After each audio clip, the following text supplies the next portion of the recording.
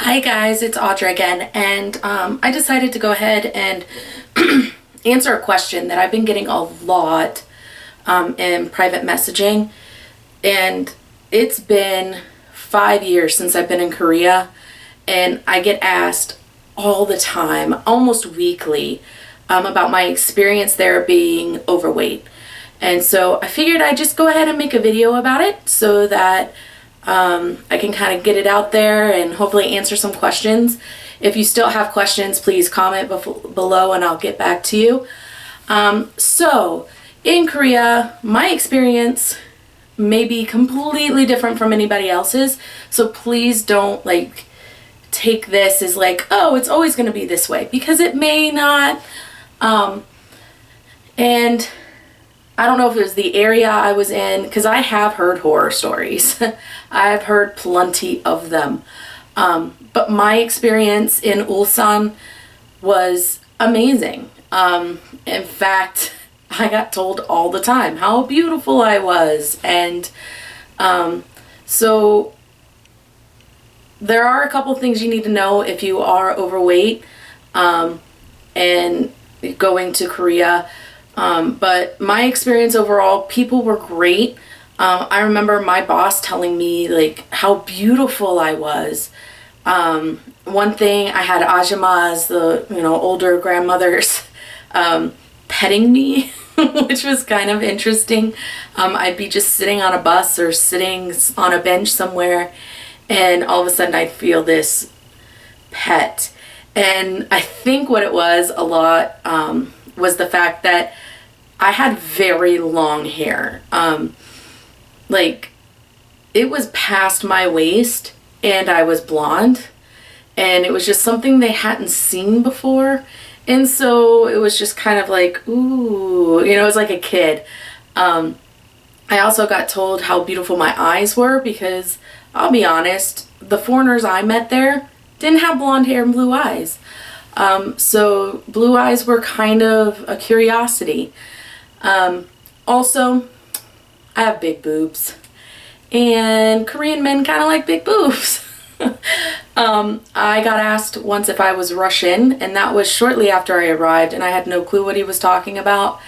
I later asked some people I work with, and come to find out, that is kind of that asking if you're a prostitute, I guess, because a lot of Russian immigrants, women, come in and start prostituting. Fortunately, I'm not Russian.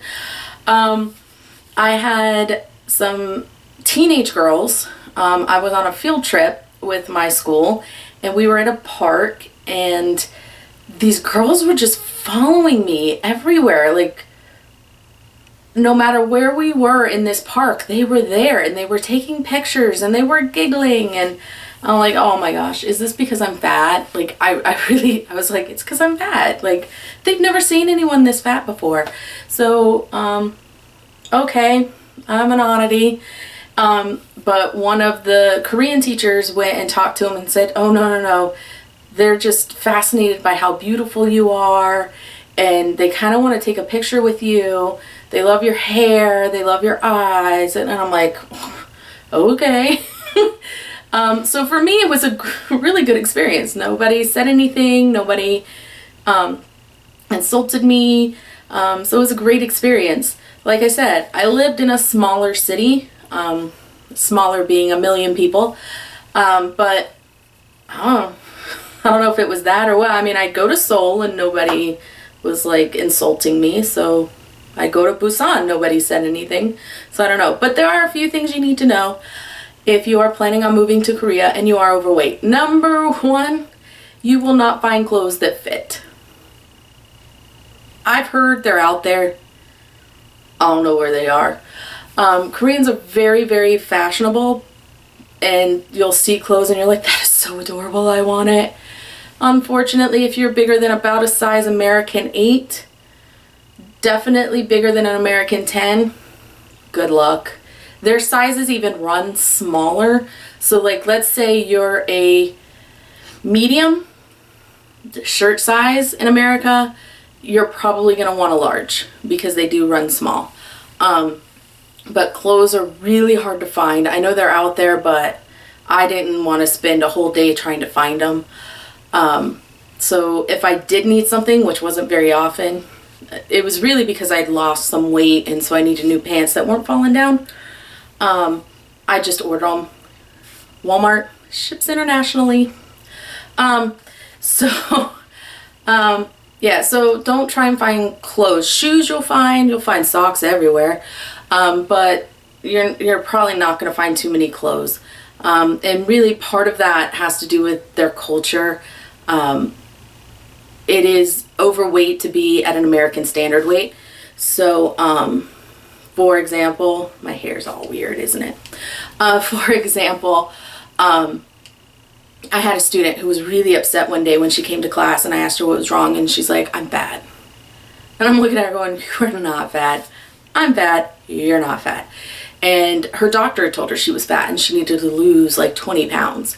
That she was like 20 pounds overweight. And I was like, oh. She told me how much she weighed. She was about my height. She said she weighed 135. I'm like, in the US, you are not fat. That is perfectly within, normal weight. 135 at 5'6", 5'7", you're fine. And her doctor said no, she was 20 pounds overweight. So, even medically, their standards are much different. And number two, really the last thing is that chairs with arms on them can be smaller. Chairs without arms on them can be smaller. On the bus, chairs can be smaller. So just be prepared. There were times, like there were open seats, but because I was bigger, I just decided not to make someone uncomfortable by sitting basically on top of them, so I'd stand on the bus. My work chairs were a little smaller, but not a lot. They were probably like 1.5 inches or so more narrow, but it is what it is. Like I said, my experience was great. The gentleman who replaced me when I left, he was a friend of mine in college, and he was a very heavyset guy and he had a very good experience as well. So I don't know what's going on with the horror stories. I don't know if it has to do with when they were or what, I don't know. But like I said, my experience was great. And really clothing and chairs are your biggest issue. Other than that, you should be fine. So I hope that helped. Please leave comments below. Give a thumbs up if you liked the video, and I'll see you next time.